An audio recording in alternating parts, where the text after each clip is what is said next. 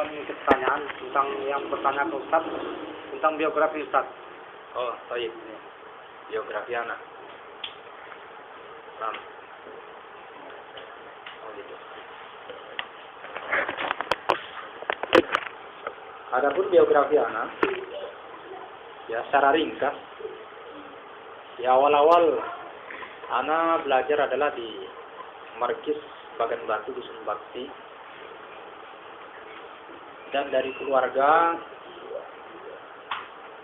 anak yang pertama kali mengenal dakwah ini adalah orang tua sendiri, Abi dan Umi. Ya mereka lah yang pertama dari keluarga anak yang mengenal dakwah salaf ini. Kemudian alhamdulillah dengan mereka berdua mendapatkan hidayah dari Allah Subhanahu wa taala, mereka pun mengarahkan anak-anaknya untuk mengenal sunnah Nabi Sallallahu Alaihi Wasallam, dan alhamdulillah kami semua sekeluarga yang mengenal sunnah Nabi Sallallahu Alaihi Wasallam. Yang kemudian, ya ketika kami telah mengenal sunnah Nabi Sallallahu Alaihi Wasallam melalui jalan bimbingan dari orang tua, ya mereka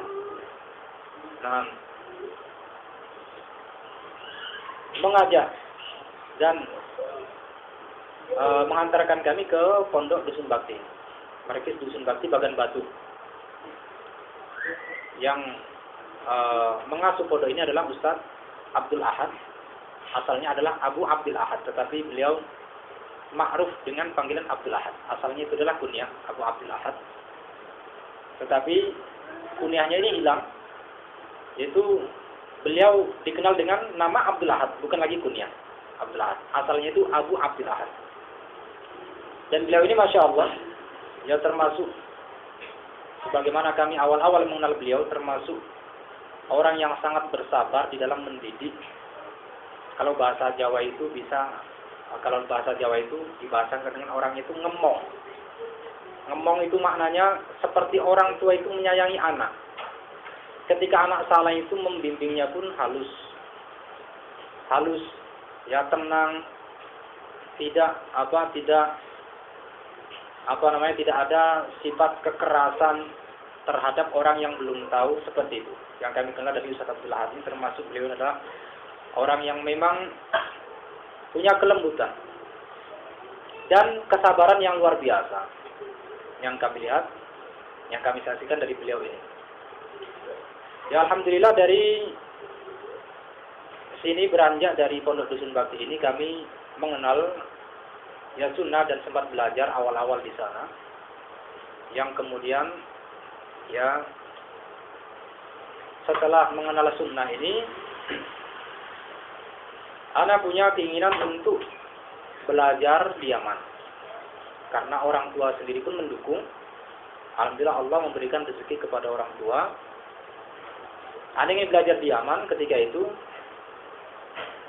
Sebelum fitnah Abul Hasan. Sebelum fitnah Abul Hasan di masa Syekh Mukbil masih hidup.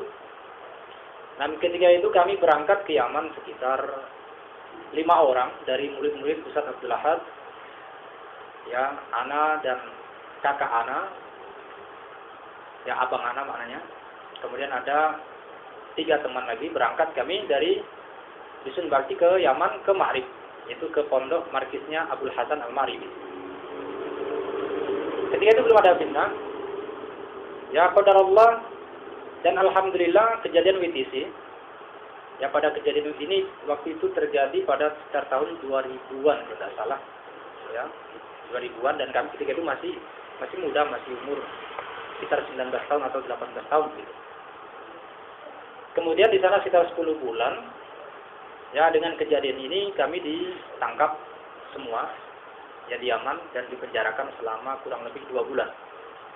Kemudian kami kembali ke Indonesia dan Ana meneruskan belajar di Lamongan. Di Lamongan di markis yang diasuh oleh Ustaz Abu Mas'ud hafizahullah. Di sanalah anak belajar nahwu ya dan belajar yang lainnya, yang mendapatkan alhamdulillah sedikit bekal yang kemudian Allah Subhanahu wa taala berikan kemudahan kembali kepada orang tua, diberi rezeki oleh Allah Subhanahu wa taala, ya sehingga kami pun punya keinginan lagi untuk berangkat ke Yaman. Dan ketika itu sudah terjadi fitnah Abdul Hasan. Alhamdulillah dengan kembalinya kami ini, ya kami tidak terikut dengan fitnah Abdul Hasan. Nah, seandainya pun masih di sana, Allah alam, mungkin kita bisa terikut dengan fitnahnya Abdul Hasan karena kita di situ. Nah, alhamdulillah kepada Allah mentakdirkan ini dan mendatangkan kebaikan kepada kami ini yang kami rasakan. Kemudian setelah itu, beberapa tahun kami belajar di Lamongan, ya Allah berikan rezeki dan kemudahan kami berangkat lagi ke Yaman, ya mau berangkat ke Damaj. Ketika itu qadarullah, Allah takdirkan kami tidak sampai. Ya sudah sampai di satu tempat yang mendekati Damaj. Ya sampai di satu tempat mendekati Damaj. Ya kami tidak diizinkan masuk oleh ya tentara di wilayah tersebut, sehingga kami pun ditangkap kembali dan dimasukkan ke penjara sekitar 2 pekan. Ya akhirnya kami kembali ke Indonesia. Kembali ke Indonesia, ya belum berhasil. Tapi keinginan masih terus ada. Tetapi namanya biaya kesannya cukup besar, jadi tidak semudah itu begitu kembali bisa balik lagi. Alhamdulillah Allah yang ketiga kali Allah berikan kemudahan. Ya ketika itu belum terjadi fitnah Abdurrahman Mar'i, ya fitnah apa ini Luqman, ya belum terjadi. Sehingga kita waktu itu masih bersatu. Ya waktu itu berangkat ke Damas melalui jalan siapa ini Asegaf Jakarta. Dan dulu dalam isi perjanjian itu tiket kembali nanti kalau sudah pulang dari Damas, maka tiket kembalinya ini bagi uangnya nanti bisa diambil. Sekian persen nanti dipotong daripada, karena tiket yang dibeli itu tiket PP, pulang pergi. Jadi tiket pulangnya ini kan tidak berlaku, tidak kita pakai. Jadi itu bisa dijual kembali, tetapi ini diurus oleh Asegaf. Jadi nanti siapa yang pulang bisa mengambil uang sisanya di situ. Ketika itu belum masa fitnah, jadi ikhwan-ikhwan yang ada di Damas, karena mereka merasa kasihan dengan rombongan yang tadi tertangkap, sekitar 6 orang atau 7 orang kami dulu tertangkap. Yang mereka kasihan, jadi uang mereka yang sisa di Asegaf ini ya dipergunakan untuk memberangkatkan ikhwan-ikhwan yang tadi tertangkap, yang tidak berhasil masuk.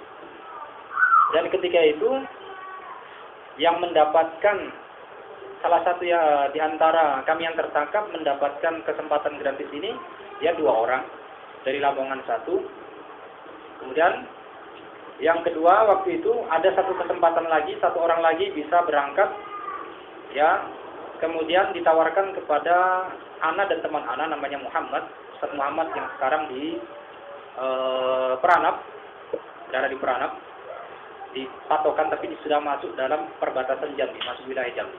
Sekarang beliau di situ. Karena kami berdua dari satu kampung, satu tempat, kami berdua tertangkap sama-sama tidak berhasil. Kemudian hanya tinggal 1 orang lagi. Jatah gratis ini hanya tinggal 1 orang. Lalu ditawarkan kepada kami berdua, siapa di antara kalian yang mau berangkat. Alhamdulillah ketika itu Ustaz Muhammad ini menawarkan kepada anak. Ya maka ini anak anggap sebagai kesempatan untuk berangkat kembali dengan gratis. Alhamdulillah ya Allah Subhanahu wa taala berikan kemudahan, kami bisa sampai ke sana. Nah, kami bisa sampai ke sana dengan selamat dan belajar. Ya belajar di sana sekitar 2 tahun. Anak belajar. Kemudian alhamdulillah Allah berikan rezeki kepada orang tua. Ya kami meminta kepada orang tua ketika itu agar ya belajar saja semuanya keluarga kita ini ke Damaj. Nah, jadi alhamdulillah orang tua pun terbuka. Allah juga berikan rezeki dengan menjual ya sebagian harta yang ada, menjual tanah dan menjual rumah dan kendaraan. Ya kemudian berangkatlah orang tua bersama ibu Ana dan adik-adik Ana semua berangkat ke Damaj ketika itu. Alhamdulillah Allah berikan kemudahan, mereka semuanya sampai Damaj. Ya kemudian setelah sekitar setengah tahun orang tua Ana sampai di Damaj, ya Ana pun meminta kepada orang tua untuk menikah. Allah berikan kemudahan, ya rezeki, ya anak pun pulang setelah orang tua anak sampai di Damas sekitar setengah tahun, ya anak pun di Damas sekitar sudah 2 tahun, ya anak pun pulang untuk menikah, ya untuk menikah.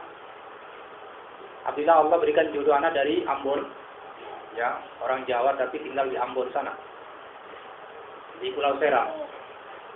Qadarullah, ya di dalam perjalanan ke Indonesia ini setelah anak sampai di Indonesia, ketika itu anak masih berada di Makassar, ya ibu anak meninggal. Ibu anak meninggal di Damas. Ya alhamdulillah kita sedih dan kita senang.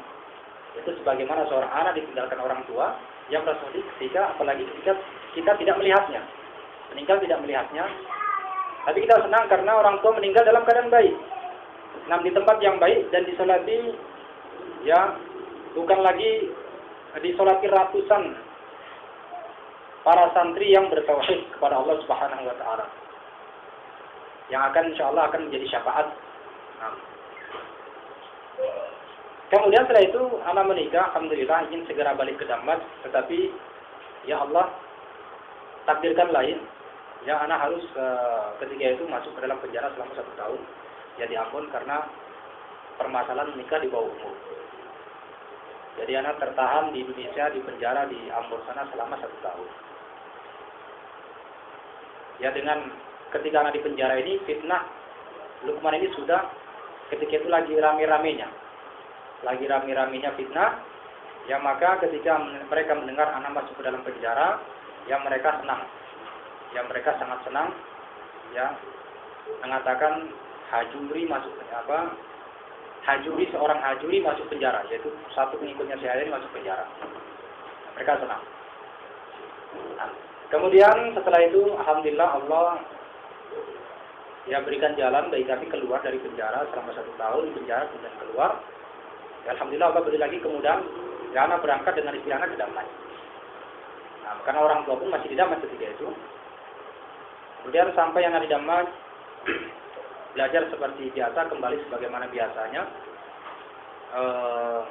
Sekitar anak 1 tahun di Damas setelah anak kembali dari Indonesia ini, setelah menikah ini, ya masih ada keluarga kami yang masih tertinggal di Indonesia, yaitu abang anak serta keluarganya. Tinggal beliau yang belum berangkat ke Damas ketika itu. Sementara yang lainnya adik-adik anak semuanya kami sudah berangkat, semuanya sudah di Yaman, di Damas. Maka termasuk daripada bentuk keinginan kami juga menginginkan agar kami semuanya belajar. Semuanya belajar, alhamdulillah Allah beri kemudahan menjual sebagian tanah yang ada, dijual alhamdulillah. Ya, abang anak ini juga beserta keluarganya dan anak-anaknya semuanya belajar dapat. Jadi kami dulu satu keluarga semuanya dapat. Ya, orang tua anak dengan adik-adik anak, kemudian anak sendiri dengan istri anak dan juga abang anak dengan keluarganya semuanya dapat. Alhamdulillah Allah berikan kemudahan. Nah, hingga kejadian yang peperangan yang terakhir ini Allah Subhanahu wa taala telah takdirkan kepada kita yang mana setiap ujian dari Allah Subhanahu wa taala bagi seorang mukmin, ketika seorang mukmin itu bersabar pasti akan mendatangkan kebaikan. Nah, dengan kejadian ini ketika kita keluar dari Damas, ya, maka kami pun ketika itu ya dengan orang tua dan juga kakak anak saya, abang anak ini semuanya kami ya bertekad untuk pulang dulu. Kita pulang saja dulu ke Indonesia. Ya nanti kalau memang ada kemudahan lagi kita berangkat ke Yaman ya berangkat. Karena keadaan Yaman ketika itu memang kacau, sangat kacau.